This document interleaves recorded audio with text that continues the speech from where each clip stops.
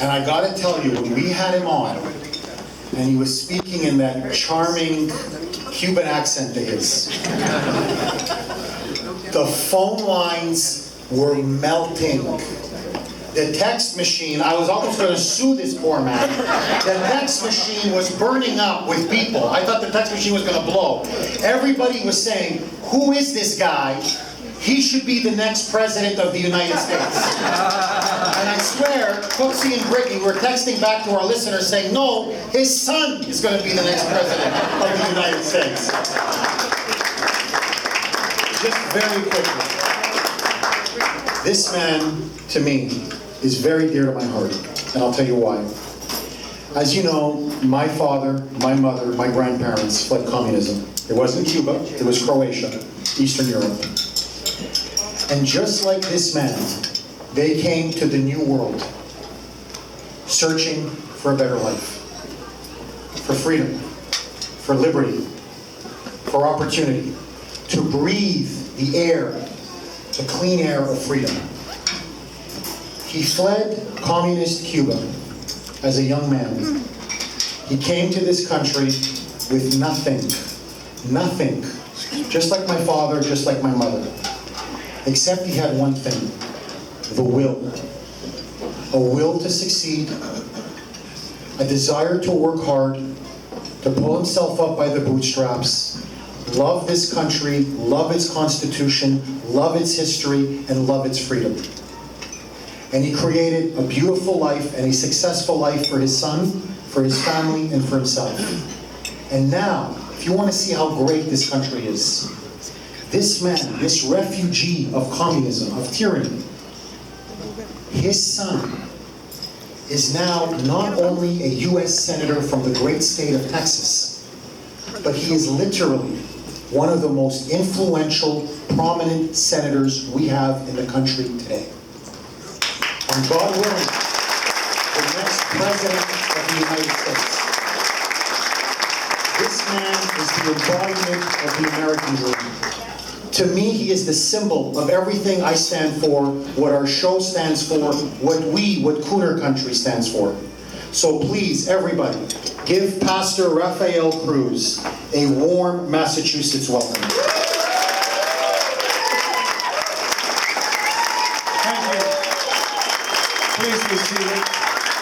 Please have a seat. Well, I want to start by telling you about a brand new, very exhaustive research study that was done by a very prestigious university in the United States. And they came to the conclusion that Barack Obama was the 5th best president of the United States. The 5th best president in the United States. And these were the results of the study. Washington, Lincoln, and Reagan were tied for number 1. There were 16 presidents tied for number 2. 23 presidents tied for number 3. Jimmy Carter was number 4. And Barack Obama was number 5.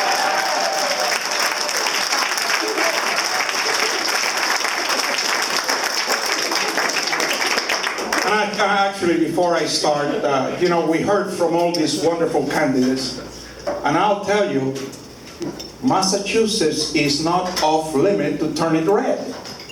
So I want to say something on behalf of Jeff and all the other candidates that are here, and I want to quote the words of a great senator from the state of Texas, Senator Phil Graham. And Senator Phil Graham used to say, I got good news and I got bad news. The good news is all these candidates have all the money they need for their campaigns. The bad news is still in your pocket, so write a check. Anyway, it is so great to be in this beautiful state of Massachusetts. And I am really encouraged when I see all these strong conservative Republicans running for office. And I was very encouraged when Jeff told me that in the last couple of elections you doubled the number of state reps that are Republican. Well, all we have to do is double them a couple more times and you'll have a majority. So the trend is in the right direction. Anyway, I'm so pleased to be here. As Jeff was saying, I was born in Cuba. Grew up under a strong military dictatorship, very oppressive, a lot of corruption. And the revolution started in the high schools and the universities. So I found myself involved in a revolution as a teenager.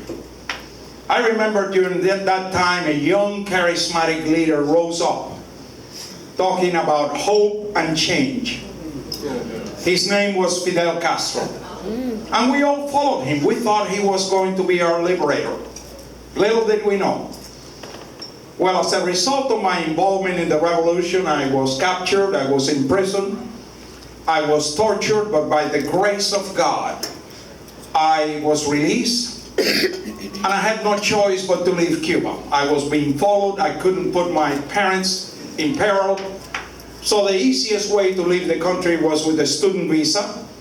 I wrote to 3 universities in the United States. The first university to accept me was the University of Texas. So with my acceptance letter from the University of Texas, I went to the U.S. consulate, got a 4-year student visa, and came to the United States legally on a 4-year student visa.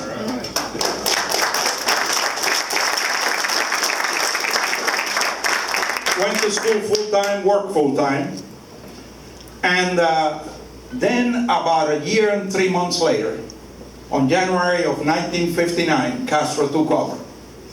So that June, I went back to Cuba, and I got the shock of my life. That same man that had been talking about hope and change was now talking about how the rich were evil, about how they oppressed the poor, and about the need to redistribute the wealth. He began confiscating private property, began attacking freedom of the press, began shutting down newspapers, radio stations, television stations, began attacking the church. Then he began attacking the educational system. My mother was a school teacher. And they put out an edict to all public schools that they had to teach Marxism in the public schools. I am so very proud of what my mother did when that edict came to that school. My mother was a 6th grade teacher. She faked an attack of insanity in her class. In front of all the students, she was running up and down, foaming at the mouth, pulling her hair out, just acting like a crazy nut. And so she was able to be dismissed by reason of insanity. Her statement was, I would rather make a fool of myself in front of everyone than poison the minds of children with communist indoctrination.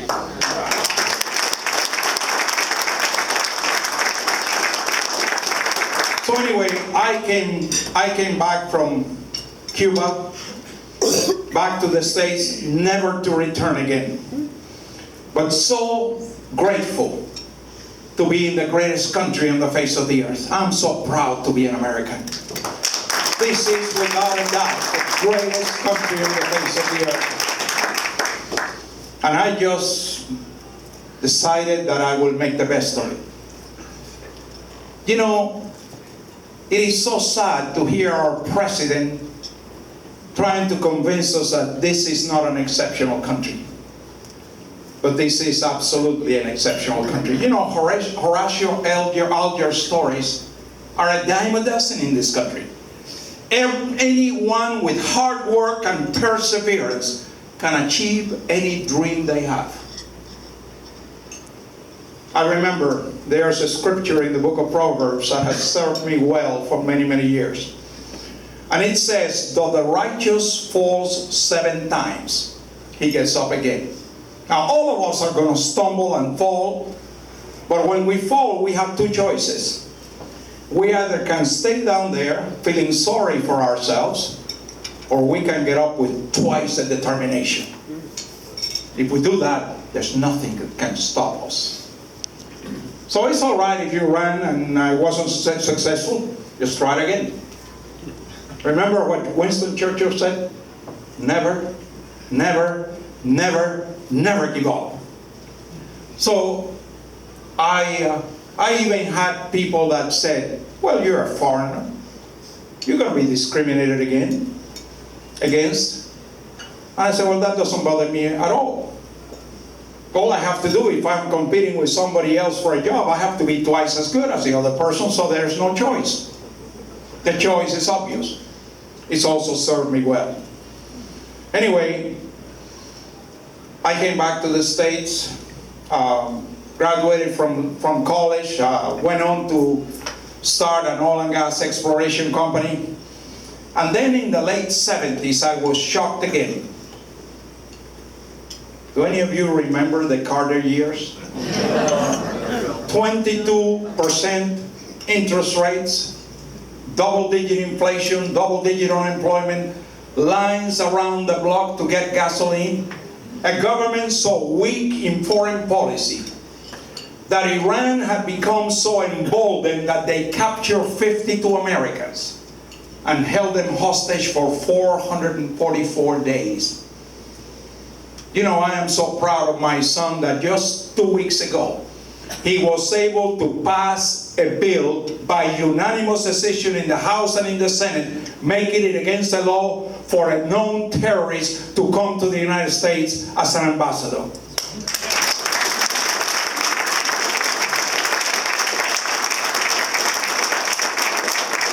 And I am sure that reluctantly, but President Obama had no choice but to sign that bill, because he would have been embarrassed if it had gone back. It would have been, if he had vetoed it, it would have been overridden because it passed by unanimous decision. Iran had appointed one of those 52 terrorists to come to the United Nations as UN ambassador. And that means to come to New York City with diplomatic immunity. God help us. But you know something? It is not coincidental that those 52 hostages were released the day President Reagan was inaugurated, on the 20th of January, 1981. And let me tell you the class of President Reagan. You know who President Reagan appointed to welcome the hostages? Jimmy Carter. That is poetic justice, really. But anyway, I remember, because of Jimmy Carter, I became very heavily involved in Republican politics. I joined an organization called the Religious Roundtable. It was a Judeo-Christian organization, which together with Moral Majority, we mobilized millions of Christians across America to help elect whom I consider the greatest president in the last 150 years, Ronald Reagan, to the White House.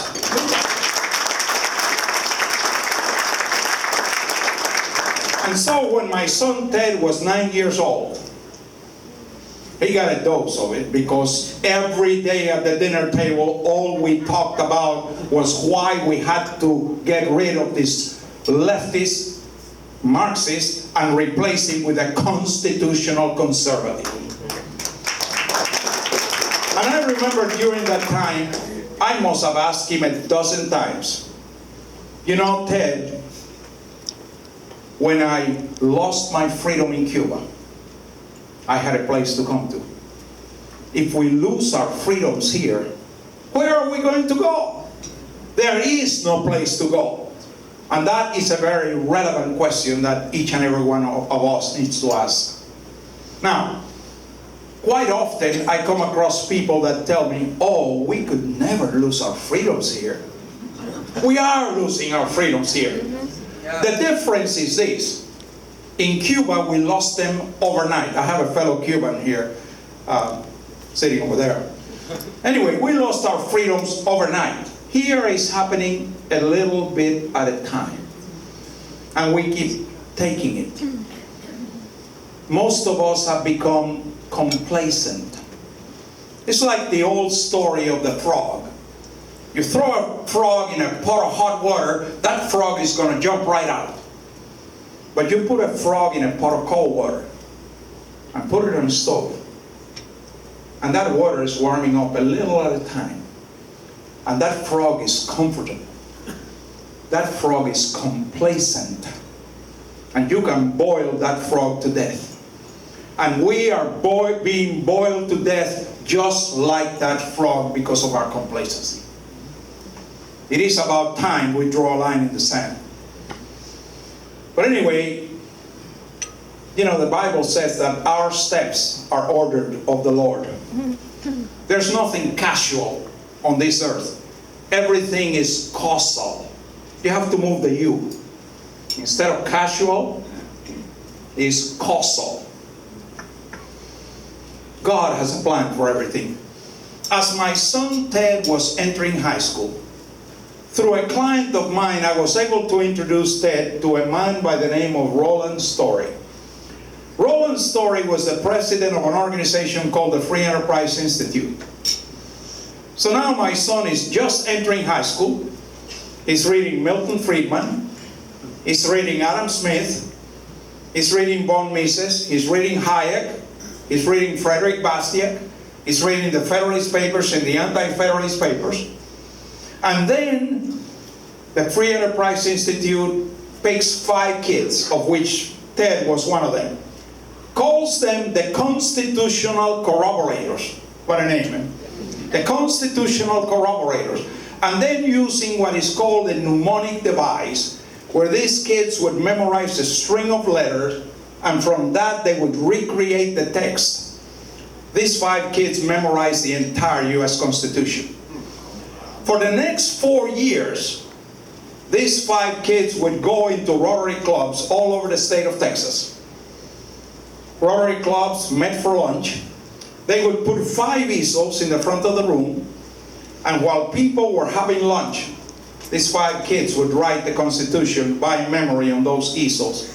And then they would give a half-hour patriotic speech on free market economics and the Constitution.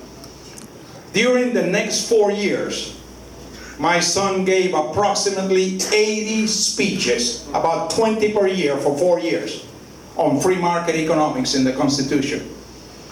Before Ted left high school, he was passionate about the Constitution. He was passionate about the Declaration. He was passionate about free markets and limited government and the rule of law.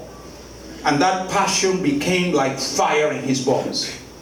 And let me tell you, that fire is as alive today as it was over 30 years ago in my son Ted. That's why I know he's not going to compromise in Washington.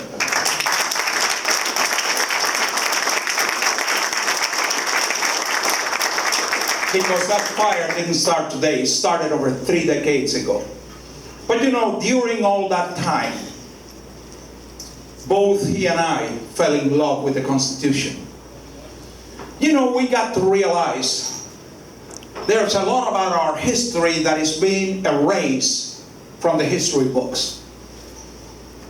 We have such a tremendous heritage in this country. As a matter of fact, when the Pilgrims came from England, they came for one purpose. They wanted the freedom to worship God. They got to America, not too far from here. And when they arrived, they decided to try a communist experiment. Basically, they said, look, we have all this land before us. Let us all work the land together, and we will share in what the land produces. They almost starved to death. But they were smart enough and flexible enough that they went back to Governor Bradford and they said, this didn't work. So Governor Bradford said, all right, each of you get your own piece of land, you work the land, you feed your family, and the free enterprise system was born in America the second year they were here. Now my question is this. If we tried that experiment over 4 centuries ago and it failed, what will we be so dumb enough to try it again? Doesn't make any sense, does it? George Santayana once said, if we fail to learn the lessons of history, we're doomed to repeat them. Anyway, there is so much that happened during these early years of the revolution. And there's so much that most Americans don't have a clue. Did you know that every grievance in the Declaration of Independence, the Declaration of Independence is a series of grievances against King George? Do you know that each and every one of those grievances were preached from the pulpits of America before they were written in the Declaration?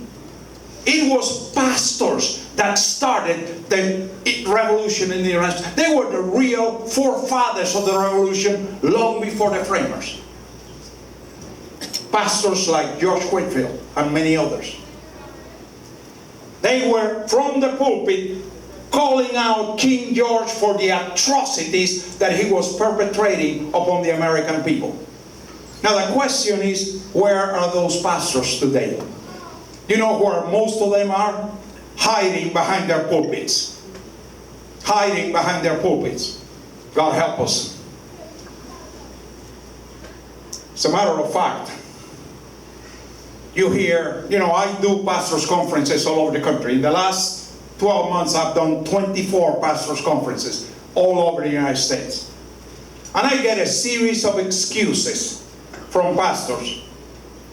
One is, separation of church and state. Listen, I know the Constitution very well. I know the Declaration very well. Separation of church and state is not in the Constitution. It's not in the Declaration. When this country was being started as a representative constitutional republic, all 13 colonies were concerned that this new government was not going to impose a state religion like they fled from in England. All 13 colonies had the same concern. But the Danbury Baptists expressed that concern to Thomas Jefferson, and so Thomas Jefferson writes him a letter. And first of all, he says in that letter, in matters of faith and religion, no one has the right to interfere. That is between you and God, period. Very clear. Then he cites the First Amendment of the Constitution.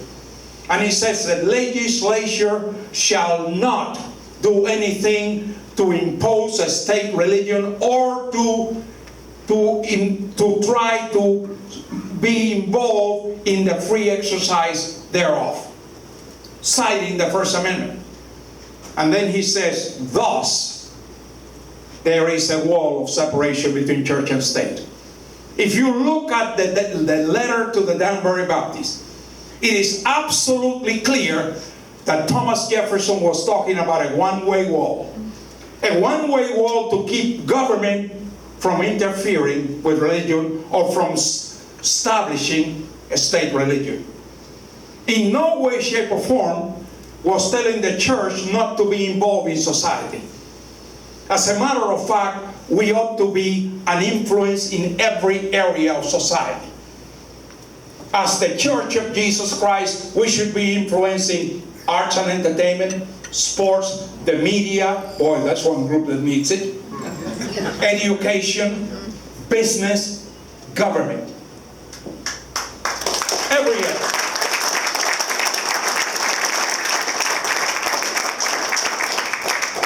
But I'll tell you, you need to be able to decode the rhetoric. For example, have you heard people in this administration talking about freedom of worship? You heard the term?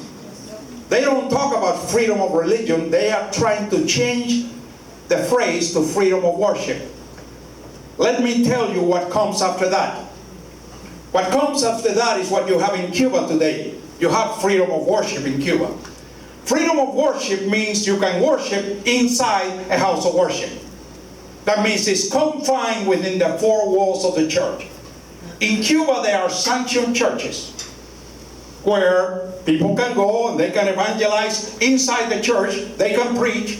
There are spies there to monitor everything that's said, but it is against the law to evangelize outside the four walls of the church.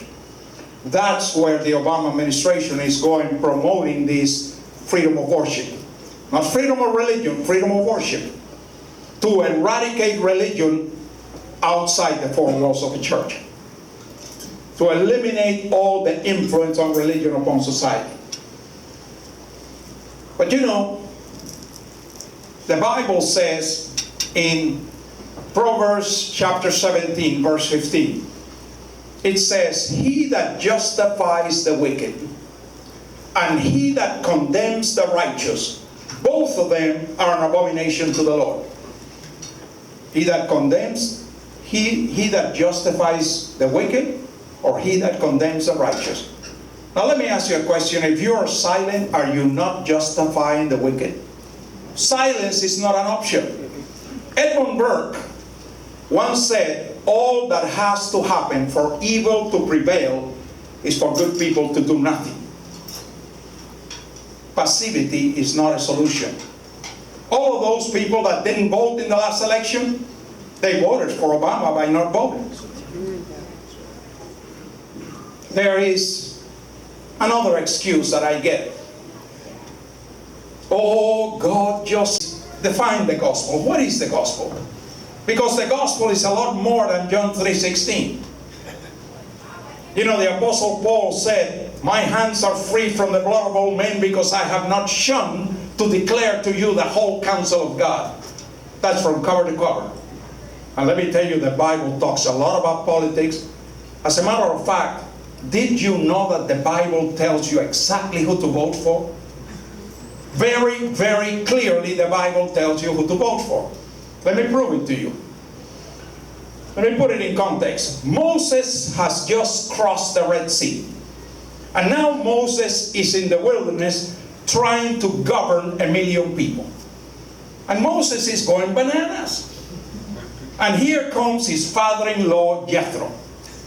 And God speaks through Jethro. And Jethro says, "Moses, what you're doing is not good." And in Exodus chapter 18, verse 21, Jethro says to Moses, "You select from among the people." Now that's the same as you elect from among the people. And now he gives 4 qualifications. Able men, such as fear God, men of truth, hating covetousness. I'm going to repeat it. Able men, such as fear God, men of truth, hating covetousness. Now let's define those terms. Able men. That means elect somebody who is capable of doing the job. Don't elect the village idiot.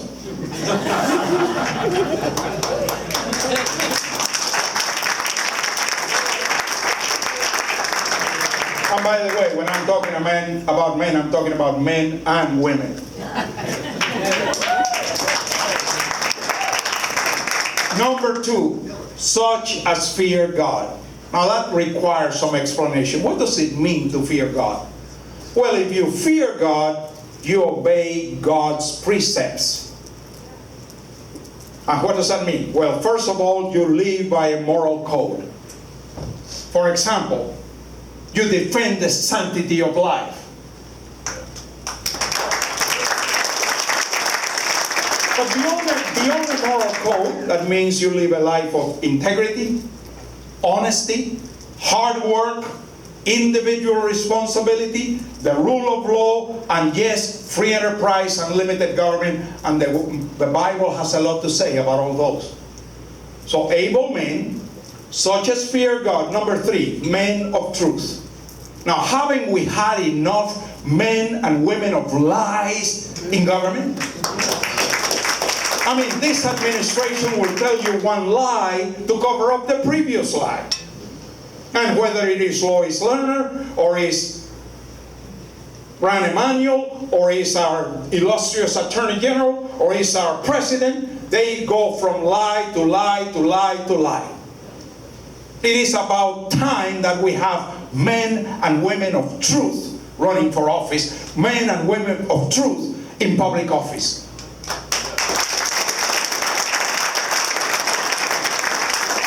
ask you a question. Haven't you had candidates that will tell you all kinds of things in their campaign, and when they get in office, they do exactly the opposite? You know, it is about time that we stop listening to their rhetoric and we start looking at their record. Most of these politicians have a record. Jesus said, "Ye shall know them by their fruit." Stop listening to their rhetoric, look at their record. Doesn't do you any good to listen to a politician that tells you, "Oh yes, I'm pro-life," and they voted for abortion 17 times. Don't listen to what they say, look at what they do. Able men, such as fear God, men of truth. Number 4, hating covetousness. And let me tell you something about covetousness in government. Covetousness in government is not so much about money as it is about power and control. These politicians covet power, and they covet the control that that power gives them. That's why we have politicians in Washington that have been there for 30 and 40 years, and they want to be there another 20, because they covet that power. Able men, such as fear God, men of truth, hating covetousness. And then it continues, and it says, "And appoint them as rulers of 1,000, rulers of hundreds, rulers of 50s, rulers of 10. So here is the hierarchy. Moses, rulers of 1,000, rulers of hundreds, rulers of 50s, rulers of 10. That's equivalent to federal government, state government, county government, local government. Verse 22, "And only take matters of great importance up to Moses. Everything else you handle yourself." In other words, at the local level. That is Article 1, Section 8 of the Constitution. That's the 9th Amendment and the 10th Amendment. The essence of federalism in 2 verses of Scripture. Article 1, Section 8, the 9th Amendment, the 10th Amendment. Article 1, Section 8 is called the enumerated powers of Congress. 18 powers enumerated in Article 1, Section 8. If it's not there, the federal government's got no business being involved in it. Let me give you a couple of examples of things that are not in Article 1, Section 8. Education. You don't find that anywhere in Article 1, Section 8. And isn't it absurd that a bunch of unelected bureaucrats in Washington will tell us how to educate our children and grandchildren?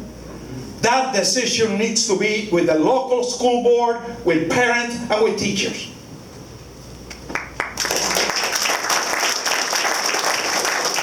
If you follow Article 1, Section 8, the Department of Education is unconstitutional. The best thing we could do with it is abolish it, get rid of it.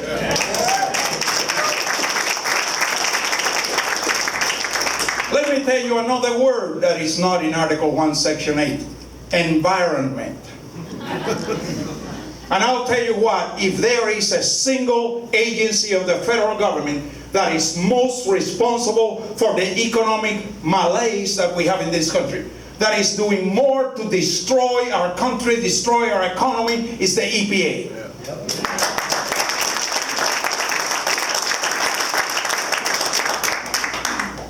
It's not in Article 1, Section 8. You draw the conclusion. So, let's go back to the Constitution.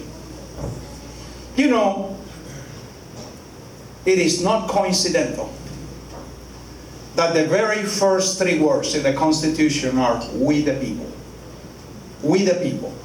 You see, when the framers designed this great American experiment, they did something that had never ever been done in the world.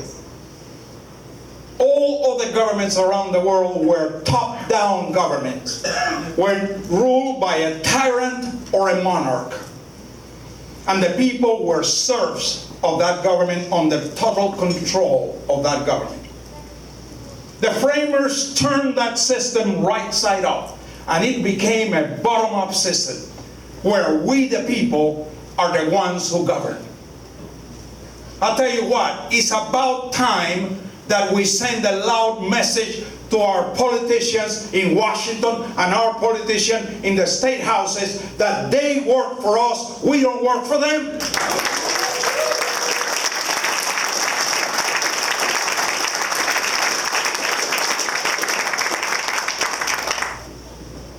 Let me tell you, before I get onto the declaration, let me share a couple of more things with you about our history, which is not in the textbooks anymore. Do you know where Paul Revere was going when he was shouting, "The British are coming, the British are coming"? He was going to the home of a pastor by the name of Jonas Clark. At the home of Jonas Clark were two other patriots, John Hancock and Samuel Adams. Pastor Jonas Clark was one of many pastors, probably the most feared men by the British Army. They called them the Black Robe Regiment. These pastors wore long black robes.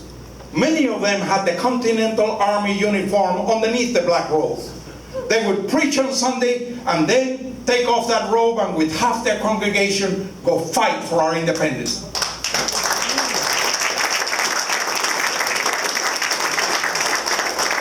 Now my question again, where are those pastors today? I know we have a couple of exceptions here in this room, but most of those pastors are hiding behind their pulpit.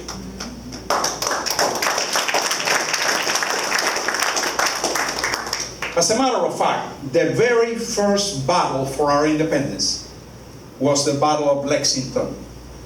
Do you know who led the Battle of Lexington? Pastor Jonas Clark. You know who were his troops? The men from his congregation. That's our history. That's our heritage. To all those pastors that say, I don't want to get involved in politics. Let me tell you, of the 56 signers of the Declaration of Independence, 29 of them, over half of them, were seminary graduates. They were preachers. They were theologians. They were men of God. But you know, you get this statement. Again, I hear it quite often. Politics is a dirty business. I don't want any part of it. And they wash their hands like Pontius Pilate. You know, Proverbs chapter 29 verse 2 says, when the righteous are in authority, the people rejoice. When the wicked rule, people mourn. Now, if the righteous are not running for office, if the righteous are not even voting, what does that leave? That leaves the wicked electing the wicked. We get what we deserve. As a matter of fact, let me give you a statistic. That is the reason why I'm doing all these pastors' conferences. Unfortunately, I only have the number for evangelical Christians. I don't have the numbers for Catholics, but I've talked to a Catholic bishop not too long ago. He told me the numbers are the same. The statistic that I heard for evangelical Christians was that in the United States there were approximately 65 million evangelical Christians. And that only 50% of those are registered to vote. And of the 50% that were registered to vote, only 50% voted in the last election. That means 75% of Christians stayed at home, didn't even vote. And the numbers are the same in the Catholic Church. We get what we deserve when we stay at home and we do not exercise our civic responsibility.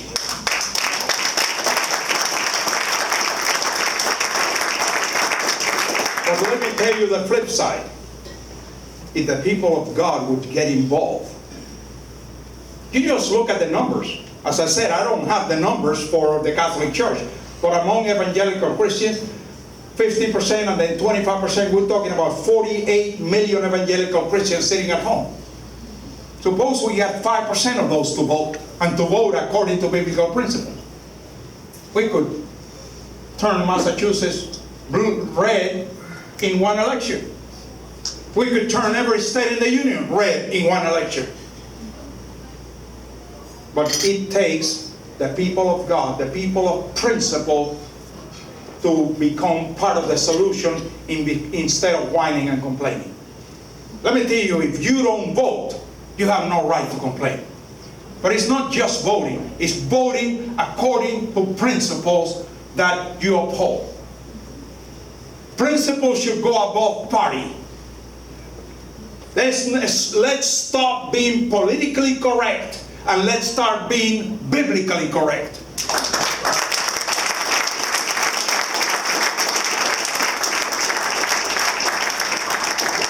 Anyway, I want to finish by talking a little bit about the Declaration of Independence.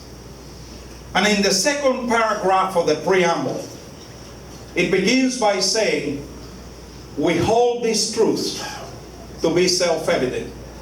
The problem is, to those clowns in Washington, they are not very self-evident.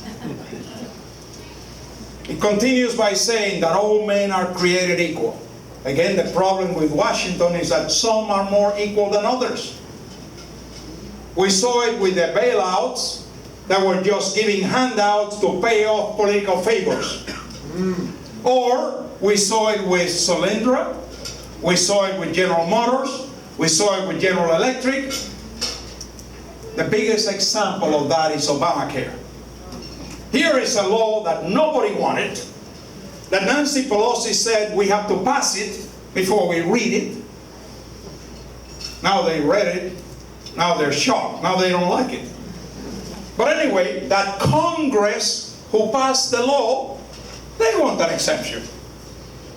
That the IRS, who are the enforcers of the law, they want an exception. That big business who finances this administration, they want an exception. That the labor unions who provide the foot soldiers for the campaigns of this administration, they want an exception. Well, what about we the people? What about we the people? You know, that's what that 22-hour filibuster of my son was all about. Was about fighting for the right of we the people.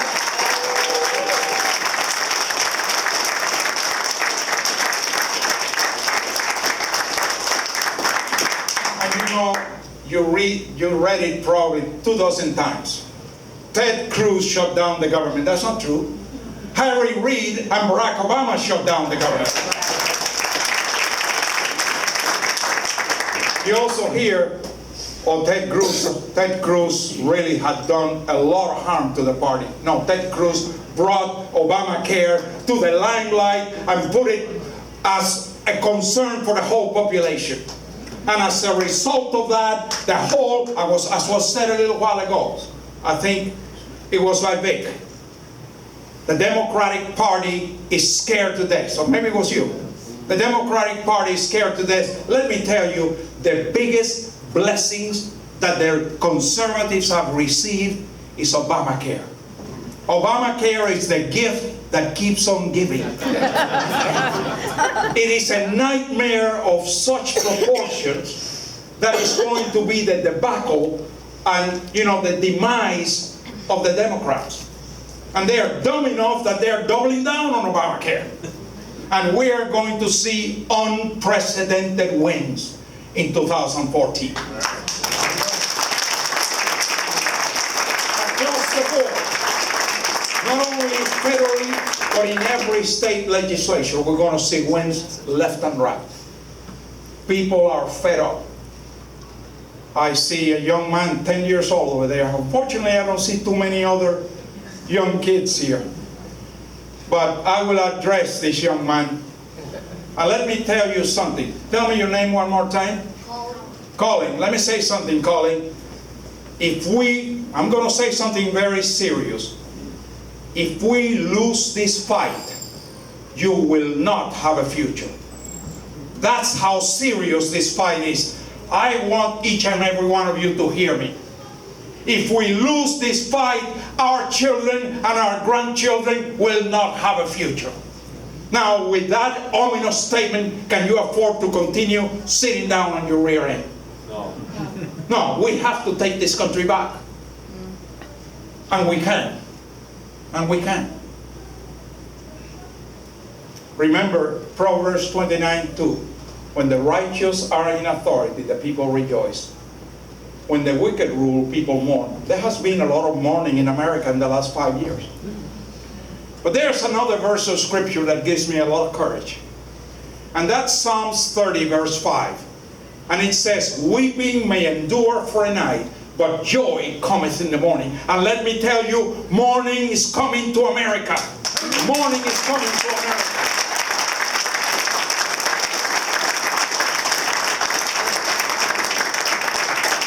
Let me tell you something just with the men and women in this room. If each one of us takes their marching orders and say, I will do everything to turn this country around, just the men and women in this room can turn Massachusetts red. It doesn't take a majority. Well, let's continue with the declaration. We hold this truth to be self-evident, that all men are created equal, that they are endowed, and what are the next three words? By their Creator. Words that this administration would love to erase. Would love to erase because they want you to believe that those rights come from government. But it doesn't say they come from government. It says we are endowed by our Creator with certain unalienable rights. The only thing that makes those rights unalienable is if they come from God. Because if they come from government, government can take them away. And they're trying very hard to do that. And then the Declaration lists those three rights in order of importance. And obviously the most important of them is life. Because if you're dead, you can't enjoy liberty and you can't pursue happiness. You're dead. So life is the most important. Life is under attack as never before. From the cradle to the grave. Since 1973, 55 million babies have been murdered by abortion in this country. And at the end of life, you look at Obamacare. If there's one group of people that Obamacare hits very hard, it's the elderly. Look around the world. In most countries of the world that have socialized medicine, a medical procedure for the elderly has a waiting period of 12 to 18 months. A couple of months ago, I was speaking at a Tea Party meeting in Texas. There were maybe 200-300 people there. And a man from Yugoslavia was telling a story, and he had come from Yugoslavia when he was a child with his parents. And now his mother had died, and his father said, look, I'm going back to Yugoslavia. All my family is in Yugoslavia. So he moved back to Yugoslavia. 2 months later, he was not feeling very well, went to the doctor, and the doctor said, you have prostate cancer. And they scheduled his operation for 20 months into the future. Next day, he called American Airlines and flew back to the States and said, forget Yugoslavia. Within a week, he had his operation. That is what Obamacare will do for you. And let me tell you something else, and this is great news for us. Because of Obamacare, there has been a very substantial shift among the young people towards conservatism. Very significant, because all of a sudden they are realizing they are the patsies for Obamacare. They are the ones that are going to have to foot the bill for the health care of people my age. And they don't like it. They thought it was going to be free. It ain't free. As a matter of fact, they are the ones who have to foot the bill to make Obamacare be able to work. So we are even going to make great inroads with the youth. And let me tell you how to reach the youth. What do you see the youth doing all the time? Tweeting, sending texts, on their phone all the time, Facebook, email. Talk to the youth about the NSA.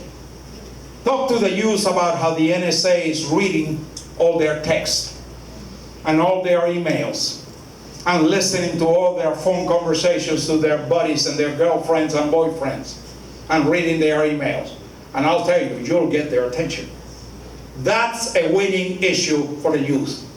That's probably one that really resonates with them. But let's continue with the declaration. We hold this truth to be self-evident, that all men are created equal, that they are endowed by their Creator with certain unalienable rights, among which are life. And before I get off life, let me turn to the Second Amendment. And let me share something with you. Did you know that we do not get our rights to keep and bear arms from the Second Amendment? We don't get our rights to keep and bear arms from the Second Amendment. Let's see what it says. The right to keep and bear arms shall not be infringed upon.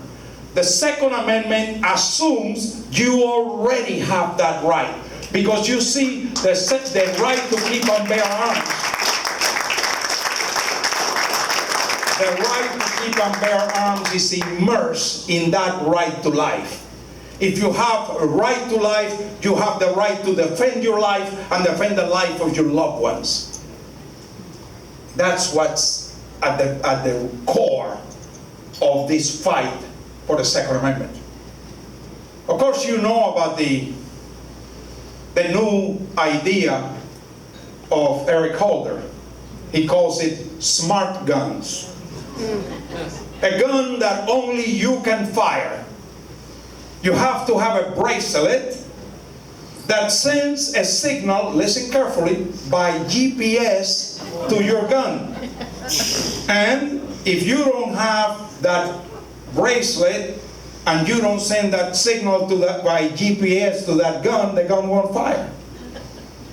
Now the fact that the signal is by GPS, what else do you think the GPS does? Tells the government who has all the guns and where they are. You know what the next step is? Confiscation. Now, again, look at history. Remember the lessons of history. If we don't learn from history, we're bound to repeat it. Stalin took away the guns. Then he killed 20 million people. Mao took away the guns. Then he killed 50 million people. And the same thing with Pol Pot and with various. As a matter of fact, even in my country, in Cuba, you read the history of Cuba. In Cuba, there were 2 wars of independence against Spain. The first war lasted 10 years. At the end of that 10-year war, what do you think that the Spanish government did? Confiscated all the guns. So when they went to the second war in 1895, they had no guns. So they used machetes. They had machetes. And they would go with machetes running as fast as they could in horses, cutting heads off and confiscating the muskets from the Spaniards. Every tyrant has taken the guns away and then used them against the people. But, I mean, even if you don't look at that, it's the most stupid idea you ever heard of. Suppose you're taking a shower and you took that bracelet off and an intruder walks into your house. And you jump out of the shower naked, grab your gun, and your gun won't fire. Or you're very, very self-conscious. You take a shower with your bracelet on. And you're taking your shower with your bracelet on, and that intruder comes in, and your wife grabs the gun, and the gun won't fire. It's the dumbest idea in the world. But I'll tell you who's going to love it. All the people that are selling guns. I'll tell you what, if you think we have mountains of people in the gun shows, they're going to multiply 10 times over. Because nobody's going to want one of those guns. Conventional guns are going to cost twice as much because everybody's going to want to buy 1, 2, 3, 4. And I'll tell you what, probably without exception, everybody here is going to say, nobody's going to take my Bible or my gun.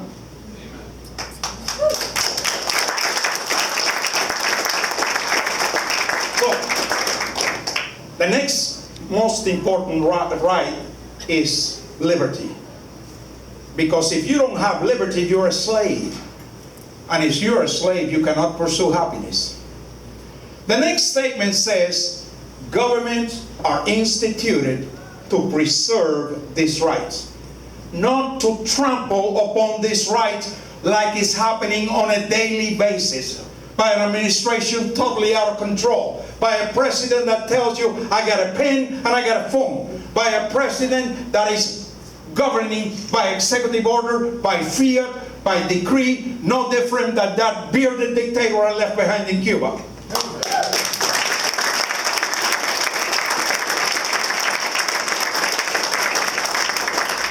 Next sentence, it says, government derives its just powers by the consent of the governed. Who are the governed? Here, I want to hear, who are the governed? All right, let me ask you something. Did any of you give the Obama administration your consent for them to cram Obamacare down our throats? No. Did we give the NSA the consent to listen to our phone conversations and look at our emails and look at our texts? No. Did we give the IRS the consent to go after pro-life organizations, Tea Party organizations, pro-liberty organizations, pro-Israel organizations? No. Well, it is about time that we demand that we the people be heard. But there's one more sentence after that. It says, when government ceases to work towards those ends, it is our right, and I believe it is our duty, to remove that government and replace it with another government. And we have an unprecedented opportunity to do that this November. But it's going to take each and every one of us to become part of the solution. You know, we're great at doing this. You get involved. You know, every time you do that, there's 3 fingers pointing at you. We can't pass the buck anymore. I want to finish with the last few words of the Declaration, where it says, relying upon the protection of divine providence, we mutually pledge to each other our lives, our fortunes, and our sacred honor. We've already seen how they have attacked our lives from the cradle to the grave. And in between, our life, our freedom of life, is being erased more and more by taxation and by regulation. Our fortunes, the Obama administration has both hands in your pockets, trying to take every hard-earned dollar you make and give it out in handouts to buy votes. But I'll tell you something. They can take our lives. They can take our fortunes, but no one can take our honor. No one can take our honor. I want us to stand, please. I want us to stand, and I want us to do something. I want us to make a covenant to one another before God. I want to repeat this covenant that these framers did. And I want you to repeat it after me from the heart. I want you to stand in pairs facing one another, and if there's a straggler, just make a pair of 3. You get into this thing too. Come on. Okay. All right. You can do it by yourself right now. All right. I'm going to repeat it. I want to hear you in a loud voice from the heart, relying upon the protection of divine providence. We mutually pledge to each other. Our lives, our fortunes, and our sacred honor to do all we can to restore righteousness to America. To do all we can to restore free enterprise, the rule of law, and limited government.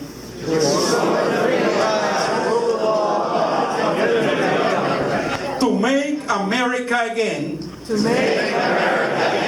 that shining city on a hill.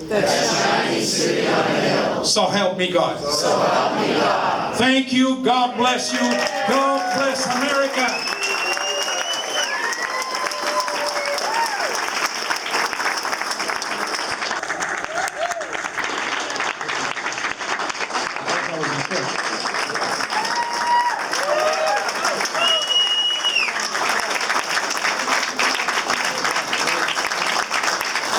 Pastor Rafael Cruz.